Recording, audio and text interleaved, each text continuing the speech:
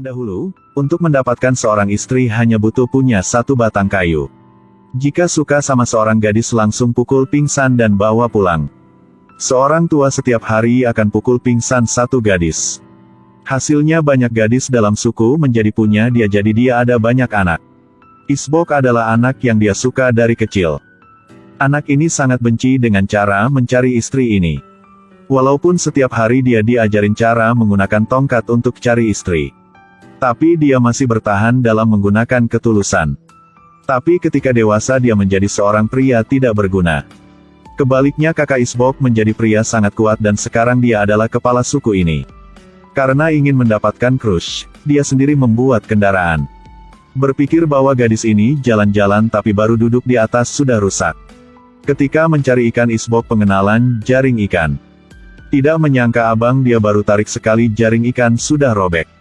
Dia merasa rancangan Isbok sangat tidak berguna. Dan gadis yang dia suka, telah suka sama kakak dia. Tapi kakak Isbok sudah tidur dengan semua wanita dalam suku hanya orang ini belum. Dia merasa apakah karena dia jelek.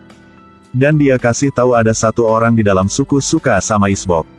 Dia tunjukin dengan jari ternyata itu adalah monyet. Isbok merasa dihina jadi pegang tongkat. Ketika dia ingin melakukannya, kakak dia sudah duluan. Hasilnya crush dia menjadi kakak ipar.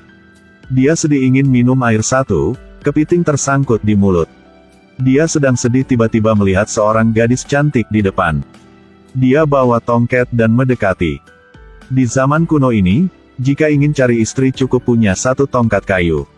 Isbok jatuh cinta pada gadis ini jadi ingin pukul kepala. Tapi karena dia gadis itu jatuh ke bawah teping. Dan hasilnya istri pertama punya dia telah mati. Suatu hari ketika dia dan yang lainnya pergi berburu, dia memakai topi yang dia desain. Tapi melihat topi sangat tidak berguna. Abang Isbok marah langsung buang topi punya dia. Tiba-tiba mereka melihat di tanah ada jejak kaki besar. Mereka sedang bingung monster apa yang memiliki jejak kaki sebesar itu. Tiba-tiba seekor cacing masuk ke celana Isbok menyebabkan dia melepas celananya. Melia adik sedang malu, abang Isbok melemparkan celana dia. Tiba-tiba seekor mamut muncul. Setelah pertandingan sengit mereka berhasil dikalahkan. Isbok dapatkan satu tulang sebagai hadiah. Dia marah melempar ke belakang tidak sengaja kenal seorang pembunuh. Orang lain datang berpikir dia sudah kalahkan orang ini jadi memuji dia.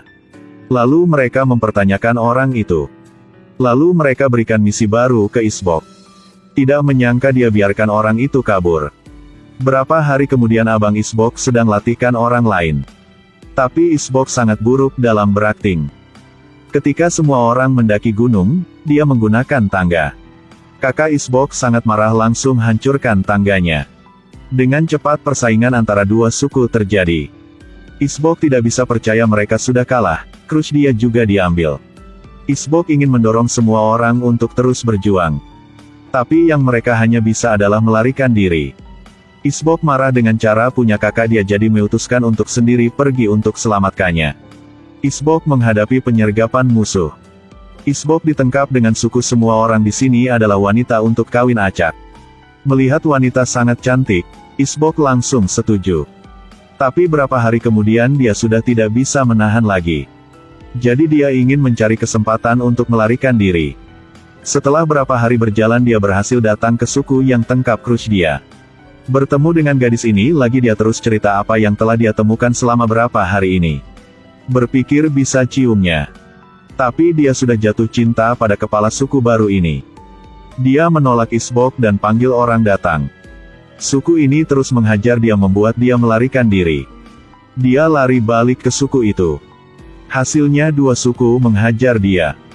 Tidak lama dia temukan suku dia yang sedang cari dia untuk menerima hukum juga. Akhirnya dia dihajar oleh tiga suku. Dia terus berlari sampai ke teping gunung. Dia tidak banyak pikir langsung meloncat ke bawah. Berapa tahun kemudian seorang guru modern sedang mengajar siswa.